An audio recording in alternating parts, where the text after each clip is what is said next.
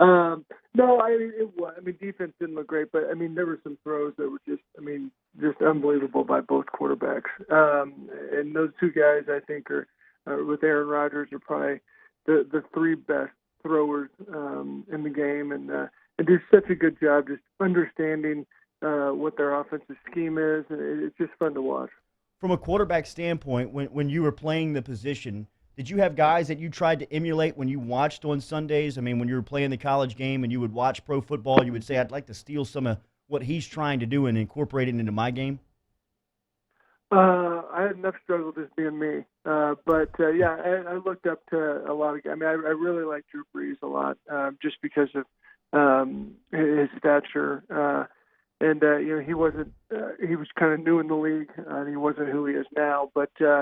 I mean, you always watch and try to take little things from it. And so I think right now, I mean, just with Drew Brees passing Brett Favre, it's amazing where he has come in his career.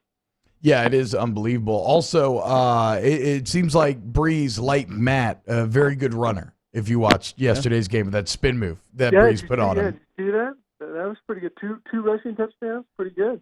I just love the fact that he got 2 for 1 too. That he got the Falcons to knock each other off as he dives in. Just an unbelievable performance. Enjoy it. He's legendary. Matt, let's talk about this LSU game the other night. So they beat Louisiana Tech 38-21.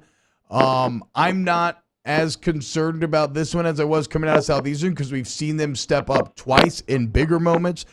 So I'd ask you this. When you were at LSU, do you have any games from your career that stand out where maybe you were playing a lesser opponent and you kind of played down to that opponent?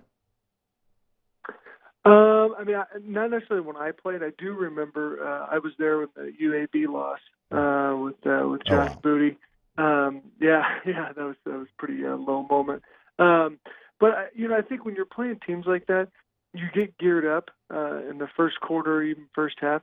But when things go your way, it's really easy to kind of just get complacent a little bit, and I think that's what happened. The good news for LSU fans is I think it became 24-21 or something like that, and we drove right down and scored right afterwards. So I think you got to feel good about that we kind of were able to kind of police ourselves and say, all right, hey guys, let's pick this up, and then we were able to execute.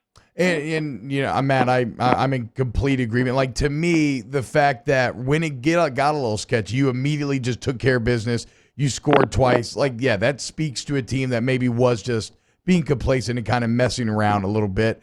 As far as the quarterback play, Joe Burrow over 50% completion this time, almost in the 60s, as he finishes 16-28. What did you see out of Burrow Saturday? The same thing. I think, again, we've talked about this a bunch of times. The guy hasn't played very much, and so I think everyone is just, because he's older and he's, been in the system but he's never been in this system. And so I'm not worried at all. His stats will only get better. Wins and losses, I think that's the only thing that people need to focus on. And to me, what I like the most about him, one is he's a tough guy. I think that other players seem to respect him for that. But the second thing is when he has to make a play, he does. And that's, to me, the most important thing. Yeah, and the quarterback on the other side of the ball, man, Jamar Smith from Louisiana Tech, can't say enough about him. 27 of 50, but for 330 and 3 scores against a tough LSU defense. Are you worried at all about the defense after some of the plays they gave up the other night? Not really. I don't think. He had a great night, and he's extremely mobile. I would like to see a little more pressure and kind of get in his face. It's hard when you let somebody sit back there, and these got good athletes to throw to. It's hard to do that, to cover those guys for a long period of time. So, again, I think I look at the first half. We pretty much dominated. Yeah. I think guys just kind of came out thinking, oh, we don't have to do anything else. And in La Tech, a lot of those guys would love to be playing at LSU, and they were still motivated to show that LSU was wrong in passing on them. Talking to Matt Mauck, former national champion winning quarterback, also a smart guy, technically a doctor, correct? Sure. Dr. Mauck? Yeah, well, my kid told me one time, we have a friend who's an ENT doc, and he said he goes, hey, can we go see Dr. Henry? And I was like, yeah. He goes, he's a real doctor.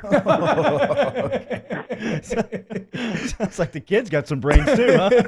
Look, we're talking to Dr. Mauck. You can be a doctor between 7 and 9 on Off the Bench, though. Here on Off the Bench.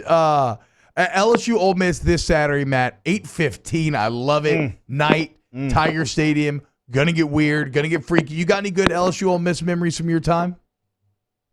Ooh, the best. I got a bad memory. We in 03 we went to Ole Miss. Yeah. It was Eli's last year. Basically, whoever won was going to win the West. First play of the game, I threw a pick six. That's right. That's right. But the opening play of the fourth quarter, you hit Devry for the go-ahead score, which to me is one of my favorite highlights of all time. Yeah. That place was a hell of an atmosphere that day in Oxford. It was, and I appreciate that glass half full outlook. But what about the 8:15 kickoff atmospheres? We talked to you last week about the Georgia game, which for my money was the best day game environment for an 8:15 kickoff. I believe that Auburn game that got bumped back to the later in the year for the 01 the SEC title. Really, I mean that was a de facto SEC Western Division championship. Was an 8:15 kickoff in Tiger Stadium. I mean, anytime we allow LSU fans to drink a little bit more, it's going to be a fun environment. So I think it'll be great. I mean, I say this all the time. People always ask me, "Oh, what's the best place you played at?" I think Tiger Stadium is by far. A night game in Tiger Stadium, there's just nothing better than that. All right, Matt, I know you got to get out of here. Last question. LSU had some questions about their running backs going into the season. We saw Clyde Edwards-Helaire get his first 100-yard game. Both backs combined for 5 touchdowns on Saturday night. What have you made from LSU from the running back spot through 4 games? I don't think it's just the running. I think the running backs are great players, but I've been impressed with the offensive line and what they've been able to do.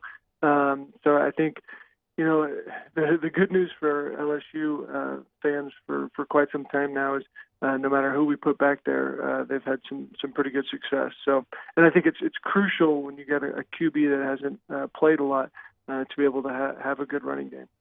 Matt, next Monday, man, we're looking forward to it. Thanks for the time this week. All right, always love coming on. Thanks, guys. You got it. There he is, Matt Mauck, every Monday morning right here on Off the Bench.